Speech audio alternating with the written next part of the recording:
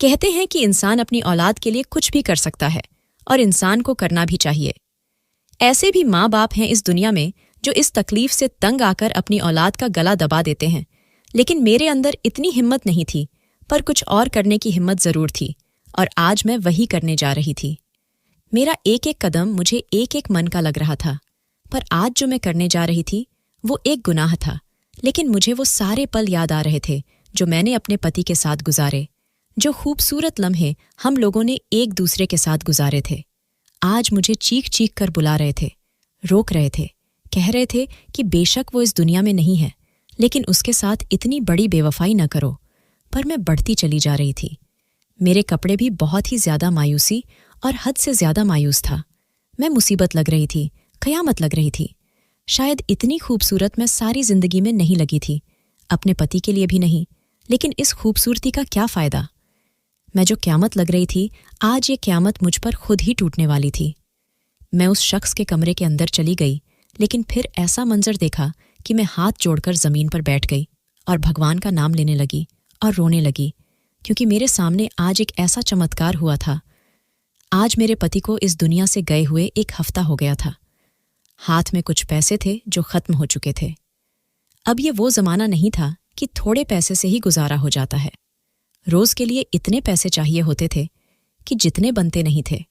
मेरे 4 बच्चे थे और वो चारों ही 5 साल के अंदर से, क्योंकि मैंने एक साल के बाद बच्चा पैदा किया था। मेरे पति को बहुत शौक था कि उसके ढेर सारे बच्चे हों। वो ये भी कहता था कि मर्द की इज्जत इस बात से भी होती है कि उसकी औलाद कितनी है। अगर उसने बच्चों की फौज लगाई हो तो दूसरे मर्द उस पर रश्क करते हैं और खुश होते हैं और उसको देखकर ये सोचते हैं कि ये कितना खुशकिस्मत है। उसके पीछे क्या वजह थी, ये मुझे समझ नहीं आती थी, क्योंकि मेरी शादी भी कम उम्र में हुई थी। लेकिन मेरे पति कहता था कि उसे बहुत सारे बच्चे चाहिए। हर साल के बाद बच्चा पैदा करना कोई आसान काम नहीं है। जब डॉक्टर ने पहले बच्चे पर कह दिया कि इसका तो ऑपरेशन होगा, तो मेरे पति का मुंह होने वाला निकल आया था। उसने कहा था कि अगर इसका पहला ऑपरेशन हो गया तो फिर यह सारी जिंदगी 4 ऑपरेशन से ज्यादा तो नहीं करवा सकती, क्योंकि एक ऑपरेशन के बाद ऑपरेशन ही होता है। आप ऐसा करें कि किसी तरह नॉर्मल डिलीवरी हो जाए। डॉक्टर ने मुझे बाद में कहा था कि तुम्हारे पति को तुम्हारी परवाह नहीं है, आए उसे आगे की पड़ी है। अगर अभी जिंदा रहोगी तो आगे बच्चे पैदा होंगे ना। मैंने कहा कि जो वह कहते हैं उनकी बात मान ले। डॉक्टर ने उनकी बात मान ली, लेकिन मैं जिस तकलीफ से गुजरी वो मैं ही जानती हूँ। उसके बाद मेरे दिल में मेरे पति के लिए थोड़ी सी खालीपन थी, लेकिन जब मैंने उसको उसकी औलाद दे दी और मैं घर आई तो उसने मेरा बहुत ज्यादा ख्याल रखा था। इतना ख्याल रखा कि मुझे उससे 40 दिन में 40 बार मोहब्बत हो गई थी। इतना ख्याल तो कोई भी पति किसी भी पत्नी का नहीं रखता। हमारे आसपास के घरों में अलग कहानियां सुन चुकी थीं कि बस मर्द तो सारे एक जैसे ही होते हैं, लेकिन मेरा पति बहुत अच्छा था। वो आदमी बुरा नहीं था, लेकिन आगे की नहीं सोचता था। इस दुनिया से चला गया और अब हम लोग बेसहारा रह गए। अपने रिश्तेदारों के घर आना जाना भी नहीं रखता था। किसी की मुसीबत में उसके काम भी नहीं आता था। लेकिन अगर मुसीबत में काम आया भी होता तो कोई हमारी मदद ना करता, क्योंकि आजकल जमाना ही ऐसा था। घर की चीजें बिकना शुरू हो गई और अब घर में भूखमरी पड़ने शुरू हो गए। मैं चीजें मांगने पर आ गई। कभी किसी के घर से एक प्लेट घोंस लेके उसी से सब खाना खा लेते, और कभी कहीं से एक प्लेट चावल या कोई चीज मांग के पानी में पका के खा लेते।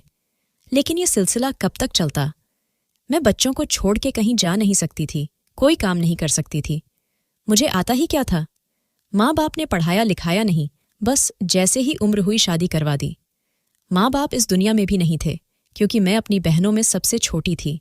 सारे बहन भाई अपने अपने घर वाले थे। उन्होंने थोड़ी बहुत मदद कर दी थी, लेकिन उससे कोई फायदा नहीं हुआ था, क्योंकि जिन हालात में हम लोग फंसे हुए थे, हमें तो रोज मदद की जरूरत थी। कोई ऐसा होता जो हमारे खर्चे उठाता। हमारे मोहल्ले में एक किराना वाला था। मैं एक दिन उसकी दुकान पर चली गई। इसके बारे में भी अजीबो गरीब किस्म की बातें मशहूर थीं। कुछ लोग कहते थे बड़ा ही लालची आदमी है, और कुछ लोग कहते थे कि अच्छा आदमी है, लेकिन अगर वह सबके साथ अच्छा बनता तो फिर उसका कारोबार कैसे चलता, क्योंकि लोग तो उधार पर भी राशन ले जाते हैं, लेकिन मेरे पास तो बाकी पैसे नहीं थे। मैं थोड़ी देर तो वहां खड़ी रही। वह भी देख रहा था कि मैं खड़ी हूं, लेकिन मैंने इस तरह की शक्ल बनाई थी कि मैं सोच रही हूं कि मुझे क्या लेना है। फिर मैंने कहा कि मुझे राशन की सख्त जरूरत है, मेरे पास पैसे नहीं हैं। वह मेरे पति को अच्छी तरह जानता था।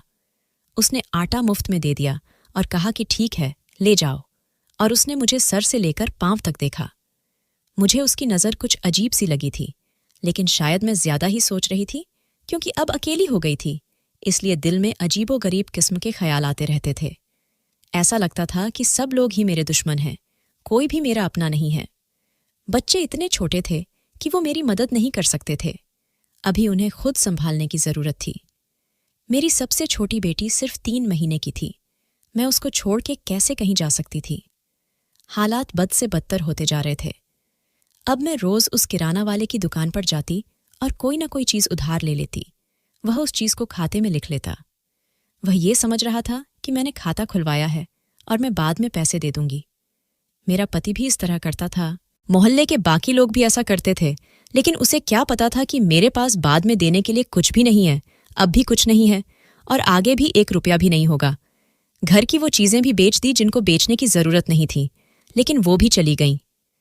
एक दिन एक औरत मेरे घर आई। वो मेरी दोस्त थी, लेकिन जब से मेरे पति इस दुनिया से गए थे, पहली बार आई थी। मुझे उससे मदद की कोई उम्मीद नहीं थी, क्योंकि उसके हालात भी मेरी तरह ही थे। उसका पति किसी और लड़की के साथ था, उसका चक्कर चल रहा था। वो खुद भी बड़ी परेशान रहती थी, फिर भी घर से एक टाइम का खाना बनाकर ले आई थी। आकर मेरे पास बैठ गई, मेरे बच्चों को खाना खिलाने लगी। मैंने कहा, तुम कैसे हो? उसने कहा, मुझे छोड़ो, तुम्हारे हालात के बारे में सब जानती हूं, कैसे गुजर रहा है। मैंने कहा, मैं किराने की दुकान पर जाती हूं, कभी कोई चीज ले आती हूं और कभी नहीं। उसने कहा, कैसे करती हो, पैसे कहां से देती हो?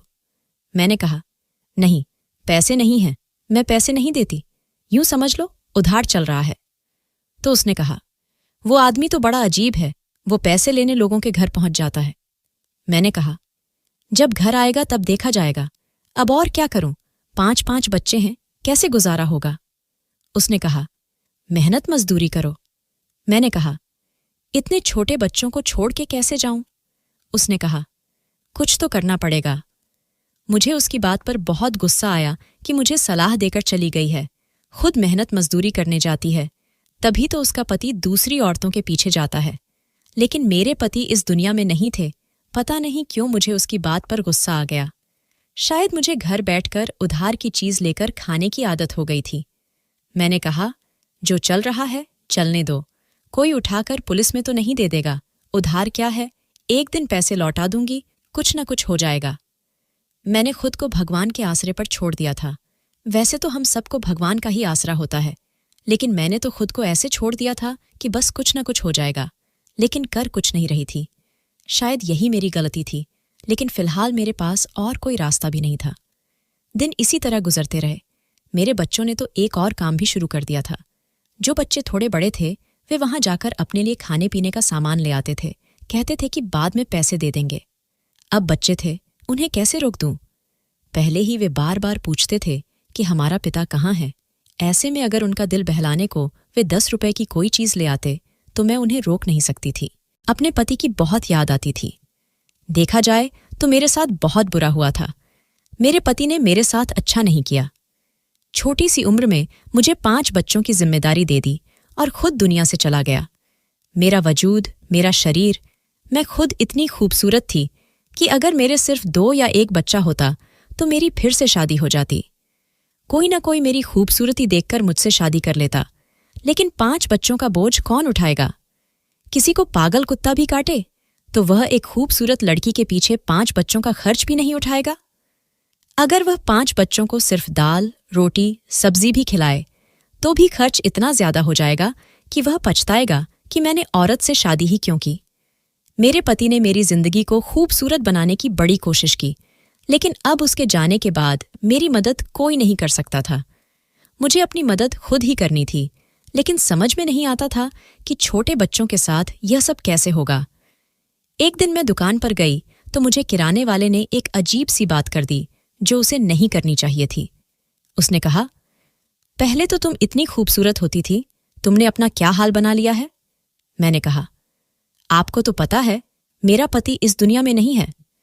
उसने कहा, पति न हो तो क्या इंसान अपना ख्याल रखना छोड़ देता है? मैंने उसे कहा, शायद आप भूल रहे हैं कि हम उसी समाज में रहते हैं जहां विधवा को तेल में पका खाना भी नहीं मिलता, जूता भी नहीं पहन सकती और सोती भी जमीन पर है। तो फिर आप यह कैसे कह सकते हैं कि पति के जाने के बाद क्या इंसान मर जाता है? वह कहने लगा, वह सब तो पुरानी बातें थीं, आजकल कौन इन बातों को मानता है? मैं सामान में कुछ सच संवार की चीजें डाल देता हूं, अपना ख्याल रखा करो। मैंने कहा, इन चीजों की जगह आप मेरे बच्चों के लिए कोई और चीज दे दें। सच संवार के किसको दिखाना है, लेकिन मेरे बच्चों का पेट भर जाएगा तो मेरे चेहरे पर खुद ही खुशी और रौनक आ जाएगा। उसने कहा, वह भी दे दूंगा, लेकिन अपना ख्याल रखा करो। तुम जैसी खूबसूरत औरत पूरे गांव में नहीं है, क्यों अपने आप को खराब करती हो? मैंने कहा, खराब तो हो गई हूं। उसने कहा, नहीं, तुम्हें देखकर कोई नहीं कह सकता कि तुम्हारे 5 बच्चे हैं। तुम्हें अभी भी बहुत खूबसूरती बाकी है। पता नहीं मैं उसकी सारी बातें क्यों कर रही थी और वह भी यह सब क्यों बोल रहा था।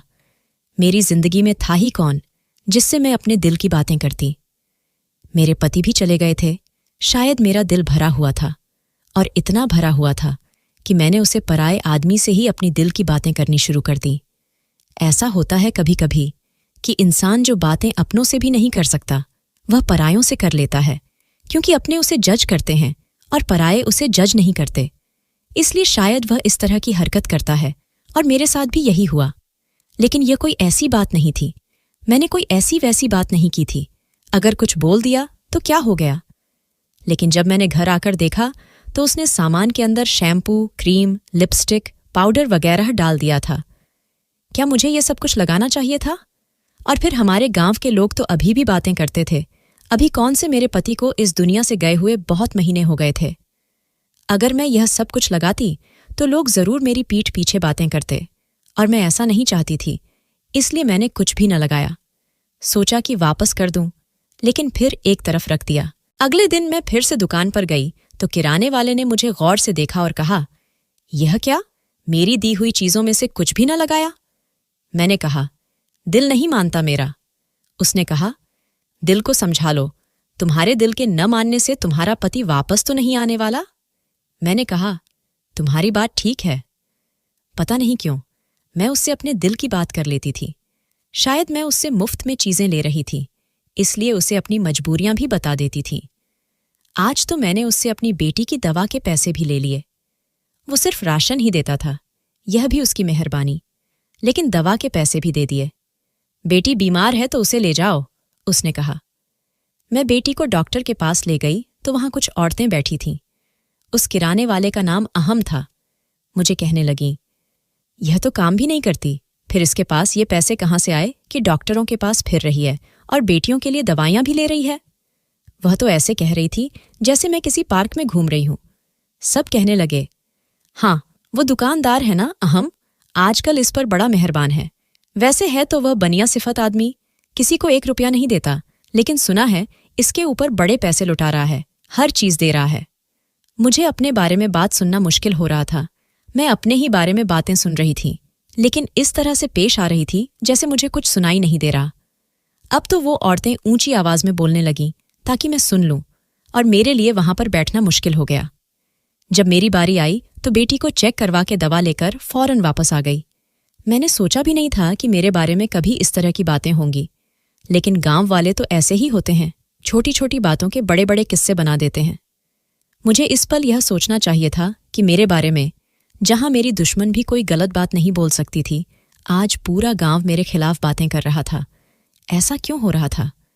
मैंने ही उन्हें मौका दिया था।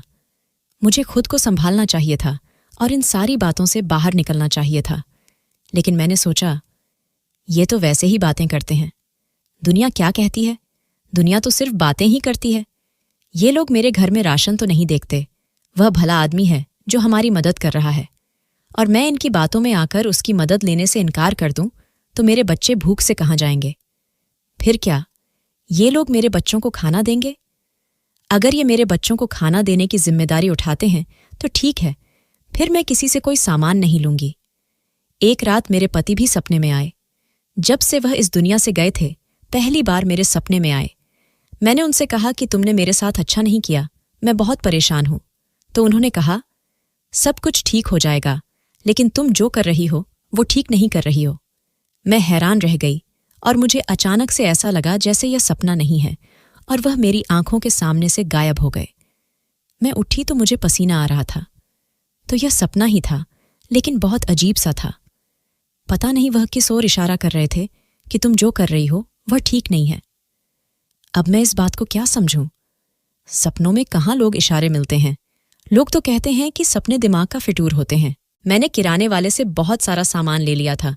सोचा आज भी जाना है, पर अजीब लग रहा था। तो आज जाने से पहले मैंने होंठों पर उसकी दी हुई लिपस्टिक लगा ली, ताकि वह देखे और खुश हो जाए और सामान दे दे, कोई और बात ना करे। उसका सारा ध्यान इस बात पर चला जाए कि मैंने उसका दिया हुआ सामान इस्तेमाल किया है, तो फिर वह पैसे के बारे में बात नहीं करेगा।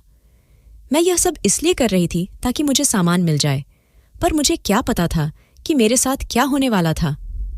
मैं दुकान पर गई। उसने भी फौरन ही महसूस कर लिया कि मैंने लिपस्टिक लगाई है, यानी उसने देख लिया और उसके चेहरे पर मुस्कुराहट आ गई। कहने लगा, वाह, आज तुम बहुत अच्छी लग रही हो, यही बात है। वाकई बहुत खूबसूरत लग रही हो। बोलो, क्या चाहिए? मैं भी खुश हो गई कि जो करने आई थी वह हो रहा है। मैंने कहा, बच्चे बड़े हो रहे हैं, थोड़े बहुत राशन से गुजारा नहीं होता। उसने कहा, अभी तो राशन आया नहीं है, मैंने खुद माल नहीं मंगवाया, लेकिन जो भी तुम्हें चाहिए मैं डाल के दे देता हूं। फिर इसके बाद इसका कोई सही हल निकालते हैं। महीने के महीने राशन ले जाया करो, यूं रोज रोज आती हो तो अच्छा नहीं लगता, और गांव वाले भी बातें कर रहे हैं। मैंने कहा, हाँ, गांव वाले तो बहुत बातें कर रहे हैं। आप इतने अच्छे इंसान हैं, आप मेरी इतनी मदद कर रहे हैं, लेकिन वे फिर भी हमारे बारे में उल्टी सीधी बातें ही कर रहे हैं। उसने कहा, ऐसा ही होता है, कोई किसी के लिए अच्छा करता है तो दुनिया वाले उसे इस्तेमाल भी कर लेते हैं, लेकिन तुम फिक्र मत करो। मैं भी हैरान होती थी कि यह इंसान इतना अच्छा था कि मुझे मुफ्त में राशन वगैरह दे रहा था। फिर लोग इसके बारे में बुरा क्यों कहते थे? यह क्यों कहते थे कि अगर किसी को 2 रुपये देता है तो उसकी हड्डियों से 4 रुपये निकाल लेता है, बिना मतलब कभी किसी का फायदा नहीं करता। लेकिन अब तक ऐसा मुझे तो महसूस नहीं हुआ था। खैर, मेरा काम हो गया और मैंने वापस अपने घर की राह ली। मुझे सामान की जरूरत थी और मुझे और कोई तरीका समझ में नहीं आ रहा था, क्योंकि मैंने उससे इतना सारा सामान ले लिया था कि अब कीमत हजारों में चली गई थी। लेकिन जब मैं घर आई तो मेरे बच्चे बहुत खुश हो गए। उन्होंने देखा कि माँ इतनी सारी चीजें ले आई हैं और मेरी आंखों में आंसू थे। रात को बैठकर रोती रहती थी। मैंने कहा, हे भगवान, मुझे माफ कर दो। मैंने क्या किया? मैंने अपनी खूबसूरती का इस्तेमाल किया, लेकिन मैं क्या करती? दुनिया की कोई भी माँ बच्चों को भूखा नहीं देख सकती, और फिर मैं क्या करती? मेरे पास और था ही क्या? घर का सामान भी बेच दिया था, कोई भी मदद करने को तैयार नहीं था। लोग सिर्फ तसल्ली देते थे, और तसल्ली से घर नहीं चलता है। अब हमारे बारे में बातें बढ़ती चली जा रही थीं। मेरी दोस्त ने भी मुझसे कह दिया। मैं तो समझ रही थी कि ऐसा वैसा कुछ नहीं है, पर अब मुझे लगता है कि तू भी बहक गई है। मेरा दिल किया कि मैं उसे थप्पड़ मार दूं। मैंने कहा, ऐसी कोई बात नहीं है, और फिर तू मेरी दोस्त है, तू दोस्त होकर ऐसी बातें कर रही है। उसने कहा, और क्या करूं? 2-4 जगह बैठकर मैंने तेरी बात की तो लोगों ने मुझे भी बुरा कहा। वह आती जाती रहती थी, कभी चक्कर लगा लेती थी, कोई न कोई चीज ले आती थी, लेकिन साथ में ऐसी ऐसी बातें भी कर जाती थीं कि मेरा दिल जल जाता था। मैंने उसे कह दिया, मेरे घर आने की जरूरत नहीं है, जब मुझे तुझसे मिलना होगा मैं खुद आ जाऊंगी। इस बात पर वह चुप हो गई। उसने कहा, ठीक है, एक मैं ही थी तेरे साथ, तूने मुझे भी साइड पर कर दिया, इसका मतलब कि तू ही गलत है। मैंने कहा, अगर तुझे लगता है कि मैं ही गलत हूं तो फिर तू यहां आना ही बंद कर, सीधी सी बात है। उसने कहा था कि कल आ जाना, माल आ जाएगा, फिर कोई पक्का इंतजाम करेंगे। जब मैं गई तो वह पहले से ही काफी सारा सामान निकाल के बैठा था। पूरे महीने का आटा, घी, तेल, चीनी, पत्तियां, दाल, चावल सब कुछ पड़ा हुआ था। मुझे लगा कि शायद ये माल आया है, तो उसने कहा, नहीं, यह सब मैंने तो हमारे लिए निकाला है। मैं हैरान रह गई। मैंने कहा, यह सब कुछ? उसने कहा, हाँ, यह पूरे महीने का राशन है और इसके साथ सब्जियां और फल, दही, दूध भी लेकर दे दूंगा। मैं तो हैरान रह गई। मैंने कहा, आप इतना कुछ करेंगे मेरे लिए? कहने लगा कि हाँ, और कुछ पैसे भी दूंगा। बच्चों के लिए कपड़े भी ले लेना। बच्चे बड़े हो रहे हैं, कपड़ों की भी जरूरत होगी। कुछ पैसे अपने पास भी रख लेना, दवाइयां वगैरह भी तो चाहिए होती हैं। 5-5 बच्चे हैं तुम्हारे, कभी कोई बीमार होता होगा, कभी कोई प्रोग्राम होता होगा। महीने कैसे गुजारते हैं मैं अच्छी तरह जानता हूं। और यह न समझना कि बस एक बार सामान लेकर भूल जाऊंगा। जब भी आओगी, कोई भी बात होगी तो मैं ही तुम्हारी मदद करूंगा। मैंने कहा कि यह तो आपका बहुत बड़ा एहसान होगा मुझ पर, लेकिन आप कह रहे थे कि कोई पक्का इंतजाम करेंगे, उसका क्या मतलब है? तो उसने कहा, देखो, आज मुझे तुमसे एक जरूरी बात करनी है। उसने आसपास देखा। अभी दुकान पर कोई भी नहीं था, दोपहर का वक्त था। उसने कहा कि यह सब कुछ मैं तुम्हें दे रहा हूं, लेकिन यूं ही नहीं दे सकता। तुम्हें मेरा एक काम करना होगा। मैंने सोचा कि शायद वह मुझसे कोई जरूरी काम करवाना चाहता है, क्योंकि मुझे पता चला था कि उसकी पत्नी के यहां बच्चा होने वाला था। शायद मुझसे मदद चाहता था। मैंने कहा, हाँ, तुम जो कहोगे मैं करूंगी, जो भी मदद है मैं करने को तैयार हूं। उसने कहा, मेरी बात ध्यान से सुनो। फिर उसने मुझे ऐसी बात बताई कि मेरे कानों से जैसे धुआं निकलने लगा। मैं उसे हैरान होकर देख रही थी, पर उसने अपनी बात साफ साफ कर दी थी, बिना किसी लाग लपेट के। यह कोई मजाक या छुपी हुई बात नहीं थी, सीधे 2 टोक शब्द थे। उसने कहा, मेरी पत्नी के यहां आजकल औलाद होने वाली है। मैंने कहा, हाँ, मुझे गांव की औरतों ने बताया है। हो सकता है कि आपको मेरी मदद इसी के लिए चाहिए हो, क्योंकि शायद वह घर का काम वगैरह भी नहीं कर पा रही होगी। मैं कर दूंगी और बच्चा भी संभाल लूंगी। उसने कहा, उसे छोड़ो, मैं तो तुम्हें कुछ और ही बताना चाहता हूं। मैंने कहा, क्या मतलब? मैं समझी नहीं। उसने कहा, मेरी पत्नी बहुत मोटी हो गई है। मेरा उसके पास जाने का दिल नहीं करता। तुम मेरे साथ एक रात गुजार लो और 1 महीने का राशन ले जाओ।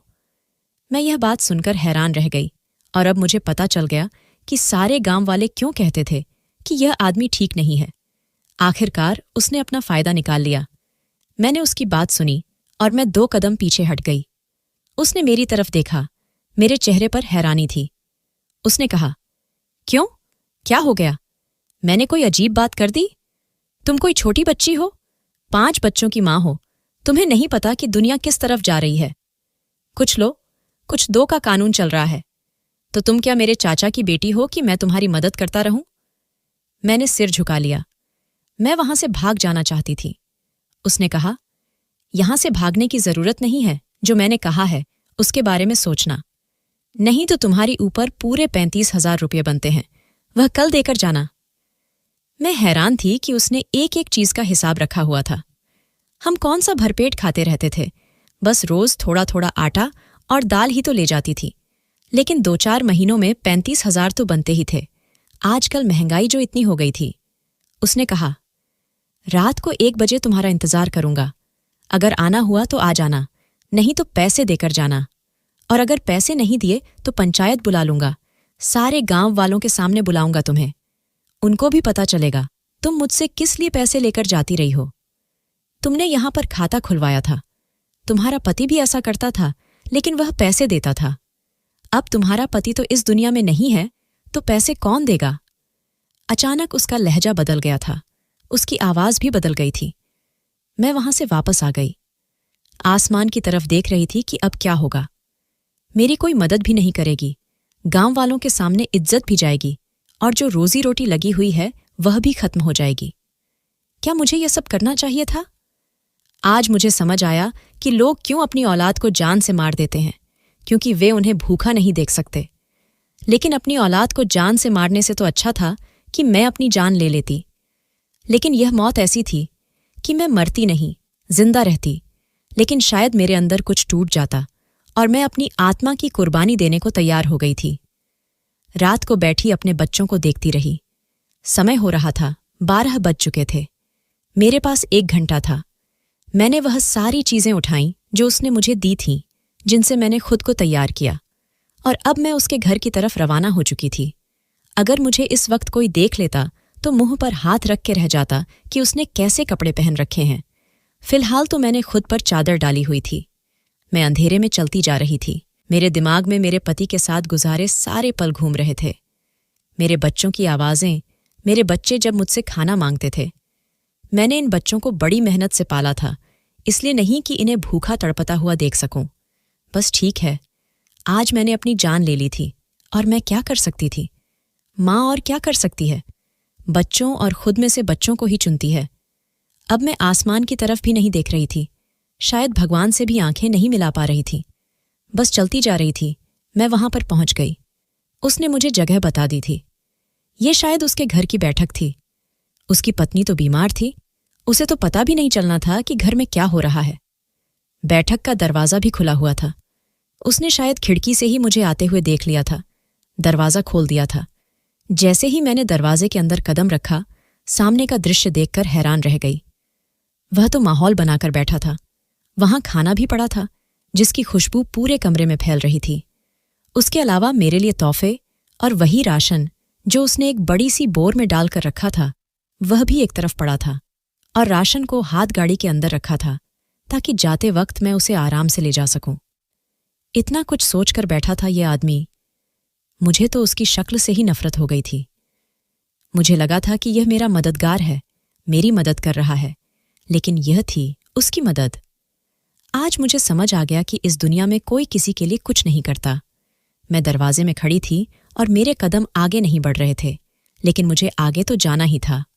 अगर बाहर भी खड़ी रहती तो कोई और मुझे देख लेता और तब भी बात बदनामी तक ही चली जाती। खैर, मैंने दरवाजे से अंदर कदम रखा ही था कि सामने का दृश्य देखकर हैरान रह गई। उस आदमी ने मुझे एक नज़र देखा।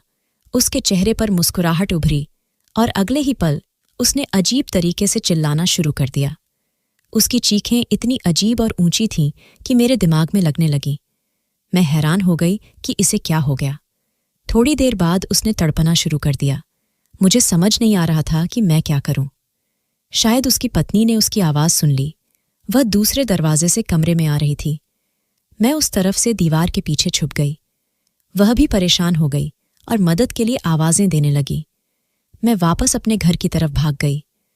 सुबह पता चला कि किराने वाला इस दुनिया में नहीं रहा, क्योंकि उसे हार्ट अटैक आ गया था और गांव वालों को समझ नहीं आया कि उसके साथ क्या हुआ। अस्पताल ले जा रहे थे कि रास्ते में ही चला गया। मैं जो ऊपर यह सोचकर नहीं देख रही थी कि मैं एक बड़ा गुनाह करने जा रही हूं और बहुत मायूस थी। अब आसमान की तरफ देखते हुए मेरी आंखों से आंसू बह गए। क्या भगवान ने मुझे बचा लिया था या उस व्यक्ति की सज़ा उसके सामने आ गई थी? किसी को पता नहीं था कि मैंने उसका कितना कर्ज चुकाना है, इसीलिए वह बात वहीं पर खत्म हो गई। लेकिन उसके बाद मैंने भी सोच लिया कि मैं हाथ पर हाथ रखकर नहीं बैठूंगी और मांग तांग पर गुजारा नहीं करूंगी। अपने बच्चों को पालने के लिए कुछ न कुछ करूंगी। मैंने अपनी सहेली से संपर्क किया और उसे कहा कि वह मेरे बच्चों को 3-4 घंटे अपने घर में रख लिया करे। उसे इस काम के पैसे, महीने के कुछ पैसे दे दिया करूंगी। और खुद मैंने मजदूरी करने जाना शुरू कर दिया। धीरे धीरे मुझे मेहनत की आदत पड़ गई। पैसे कम मिलते थे, गुजारा अच्छे से नहीं होता था, लेकिन ये पैसे अपने थे, किसी से मांगे हुए नहीं थे। इनमें किसी का डर नहीं था और सच कहूं तो इन पैसों में बहुत बरकत थी। मैंने अपने बच्चों का खाना पीना पूरा करने लगी। फिर थोड़े पैसे जमा करके घर में मशीन खरीद ली और घर में लोगों के कपड़े धोने का काम शुरू कर दिया। अब पूरा गांव मुझसे कपड़े धोता था। गांव में इस तरह की चीज का पहले रिवाज नहीं था, लेकिन अब लोगों की सोच बदल रही थी, इसलिए वे मुझसे कपड़े धुलवाते थे। मैं ज्यादा पैसे नहीं लेती थी। फिर धीरे धीरे मैंने पैसे भी बढ़ाने शुरू कर दिए, क्योंकि अब लोगों को आदत हो गई थी। अब मैं पूरे गांव के कपड़े वगैरह धोती हूँ। मैंने 2 और औरतों को भी अपने साथ रख लिया। इस बात को 3 साल हो गए। बच्चे भी थोड़े बड़े हो गए, वे भी मेरी मदद करते हैं। मैंने अपनी जिंदगी का बहुत बड़ा सबक सीखा है। पता नहीं किसकी दुआ थी या मेरी कोई अच्छाई जो मेरे सामने आई और मेरी इज्जत और जान दोनों बच गईं।